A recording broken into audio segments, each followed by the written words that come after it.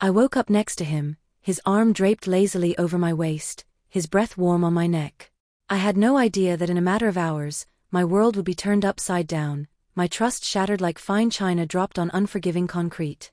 It was a lazy Sunday afternoon when I stumbled upon the truth.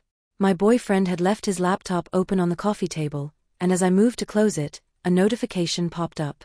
A message from someone named Amber. My heart skipped a beat as I read the preview. "Can't wait to see you again." Curiosity and dread battled within me as I clicked on the message. What I found was far worse than I could have imagined. Not just one conversation, but dozens. My boyfriend had been talking to multiple girls throughout our entire relationship. The sheer volume of messages was overwhelming, each one a fresh wound to my heart. As I scrolled through the conversations, my hands shaking and my vision blurring with unshed tears, I saw multiple instances of him asking to meet up with these girls. Sometimes they agreed, sometimes they didn't. But the fact that he was even asking felt like a knife twisting in my gut. One conversation, in particular, stood out. He had asked a girl to come to our apartment, the home we shared, for sex. The audacity, the disrespect, it took my breath away. In a moment of desperate need for truth, I reached out to this girl. Her response was both a relief and a further complication. She assured me they had never actually met up, that nothing had happened between them. But the fact remained, my boyfriend had tried. For weeks after this discovery, I lived in a state of numbness. I went through the motions of daily life, work, eat, sleep, but everything felt muted, as if I was experiencing the world through a thick fog. I couldn't bring myself to confront him immediately. Part of me hoped that if I ignored it, pretended I hadn't seen those messages, everything would go back to normal. But of course, it couldn't. The knowledge of his betrayal had changed everything. I found myself analyzing every aspect of our relationship, searching for signs I might have missed. Had there been clues all along? Was I so blinded by love that I couldn't see what was happening right in front of me? I replayed countless memories in my mind, looking for moments when he might have been distant or distracted, times when he was on his phone more than usual. The worst part was the constant doubt.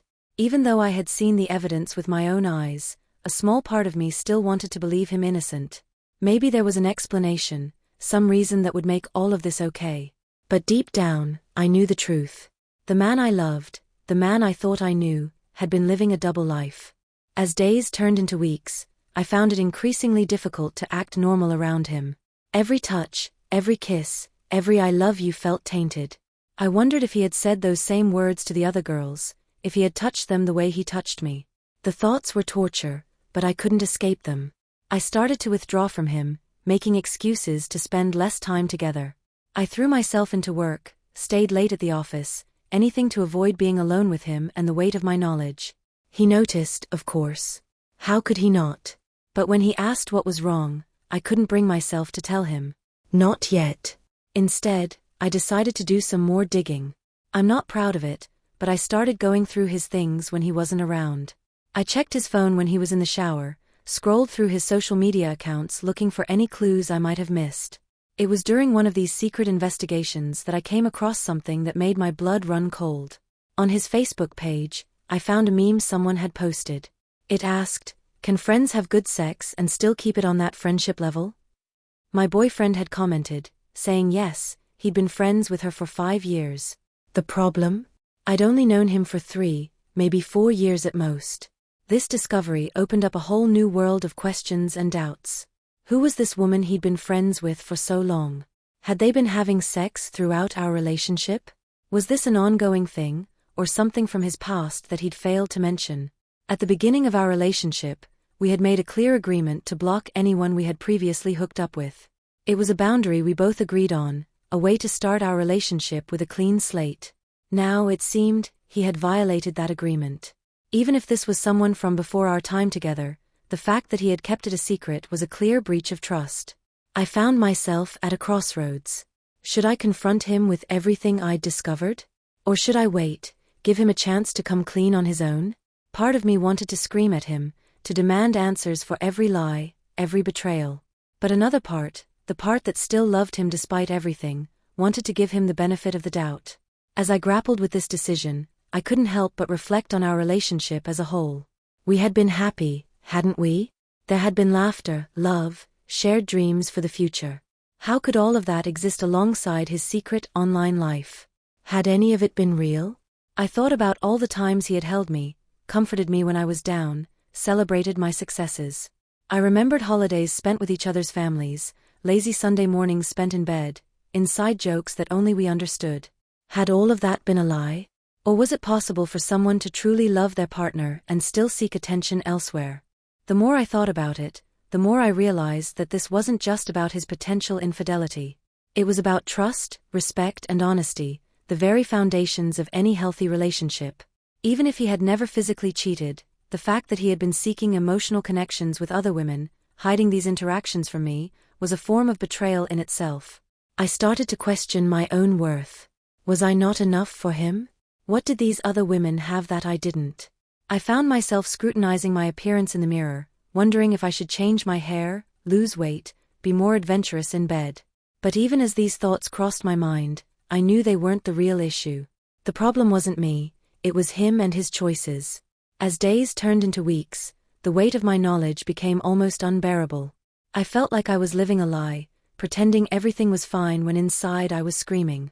I started having trouble sleeping, spending nights tossing and turning, imagining scenarios of confrontation or of simply packing my bags and leaving without a word. I reached out to a close friend, careful not to reveal too much but desperate for some advice. She suggested that I consider couples therapy, a neutral ground where we could work through our issues with professional help. But how could we work through something he didn't even know I knew about? The idea of confronting him terrified me. What if he denied everything? What if he turned it around on me, accused me of invading his privacy? Or worse, what if he admitted to everything and decided our relationship wasn't worth saving? I wasn't sure which outcome I feared more. As I write this, I still haven't made a decision. Every day, I wake up hoping that it was all a bad dream, that I'll roll over and see the man I fell in love with, the one I thought I knew. But reality always comes crashing back, and I'm left with the knowledge of his betrayal and the uncertainty of our future. I know that eventually, I'll have to face this head-on. I can't continue living in this limbo, pretending everything is fine while my insides churn with doubt and hurt. But for now, I'm gathering my strength, preparing myself for whatever may come. This experience has taught me a harsh lesson about trust and the fragility of relationships. I've learned that love, no matter how strong, isn't always enough. It needs to be paired with respect, honesty, and unwavering commitment. As I look to the future, I'm not sure what it holds. Will I find the courage to confront him? Will our relationship survive this betrayal? Or will I decide that I deserve better, that I'm worth more than being someone's second choice? Only time will tell. For now, I'm focusing on myself, on healing the wounds his actions have inflicted. I'm rediscovering my own worth, independent of him or any relationship. Whatever happens, I know that I'll emerge from this stronger, wiser, and more aware of what I truly deserve in a partner. The road ahead is uncertain, but one thing is clear: I won't settle for anything less than complete honesty and respect in my relationships. Whether that's with him or someone new remains to be seen. But I'm ready to face whatever comes next, armed with the painful wisdom this experience has given me.